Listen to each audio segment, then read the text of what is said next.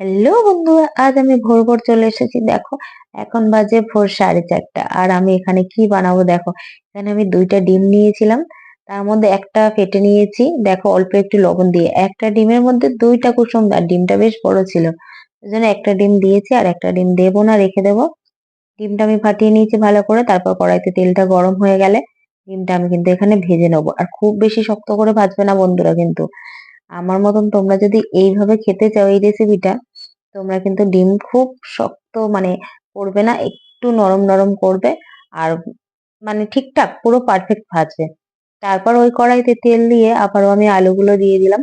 আলুগুলো অল্প একটু ভাজা হয়ে গেলে তারপরে বাকি সবজিগুলো একে একে করে দিয়ে দেবো। দেখো আলু প্রায় ভাজা হচ্ছে।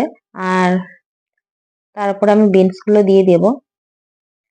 দেখো, শক্ত সবজিগুলো আগে দিয়ে একটু ভেজে নিলে কিন্তু ভাজাটা বেশ ভালো হয়। না হলে সব সবজি একসাথে দিলে হয় ভাজা ভালো, কিন্তু শক্ত সবজিগুলো একটু শক্ত শক্ত থেকে যায় না, ওই জন্য। এরপর আমি এবার লবণ দিয়ে দেবো, লবণ দিয়ে একটু ভেজে নেড়ে চেড়ে নেবো ভালো করে, উল্টে পাল্টে নেবো একটু। এবার এর উপর আমি একটু অল্প হলুদ দিয়ে দেবো, অল্প হলুদ দেবো। খুব বেশি হলুদ দিলে একদম পুরো রান্নাটাই হলুদ হলুদ হয়ে যাবে, তাই অল্প একটু হলুদ দেবো। জাস্ট একদম বিনস আর আলুর মতন অল্প একটু হলুদ দিয়ে দিয়েছি। অল্প একটু হলুদ দিয়ে নেড়ে চেড়ে প্রায় অনেকটাই ভাজা হয়ে এসেছে। এবার আমি বাকি সবজিগুলো দিয়ে দেবো। পেঁয়াজ কুচি, লঙ্কা কুচি সব একসাথে দিয়ে দেবো। সব একসাথে দিয়ে আমি ভালো করে নেড়ে চেড়ে ভেজে নেব।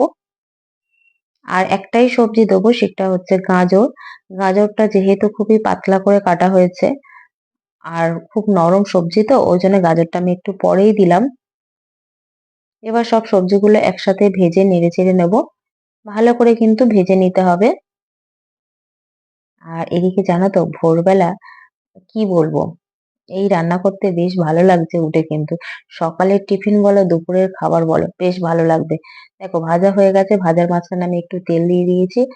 আর এখানে একটু জিরে ফোড়ন দিয়ে দিয়েছি, অল্প আবার একটু লবণ দেবো। আর ওদিকে ফ্রিজের মধ্যে যে ভাতটা ছিল না, ওই ভাতটা আমি অল্প একটু ফুটিয়ে নিয়েছি। ভাতটা ফ্রিজের মধ্যে থাকলে বেশ শক্ত শক্ত হয়ে যায়, তো ওই জন্য আবার একটু ফুটিয়ে নিয়েছি। আর খুব নরম করিনি, যেহেতু একদম চালের মতো শক্ত হয়ে গেছে, ওই জন্য আমি একটু ফুটিয়ে নিয়েছি গরম জলে। আর ডিমগুলো দিয়ে দিয়েছি। গোলমরিচের গুঁড়ো দিয়েছিলাম একটু আগেই, আর এখানে জিরে মরিচের গুঁড়ো দিয়েছি। তারপরে ভাতগুলো দিয়ে দেবো, দিয়ে সব একসাথে নেড়ে চেড়ে নেবো। আমাদের কিন্তু ঘরে বানানোই জিরের গুঁড়োটা, জিরে আর মরিচ একসাথে ভেজে নিয়ে গুঁড়ো করে রেখেছিলাম, সেই গুঁড়োটাই কিন্তু দিয়েছি। তোমরা চাইলে বাজার থেকে কিনেও দিতে পারো, আর হালকা একটু গরম মশলাও দিতে পারো। কেউ যদি তেল না খেয়ে থাকো, ঘি দিতে পারো। এইভাবে ভাত ভাজা খেতে যা লাগে না, ছোটবেলায় খুব খেতাম খুব। তাই অনেকদিন পরে আবারও মনে পড়লো যে একটু ভাত ভাজা খাই। তাই আবারও ফ্রিজে রাখা ভাতটা বেশ ভেজে ভেজে নিলাম। ভাত ভাজা তো আমার তো বেশ ভালো লাগছে, তোমাদের কেমন লাগছে লাইক কমেন্ট শেয়ার করে অবশ্যই জানিয়ে কিন্তু। টাটা, বাই বাই আজকে।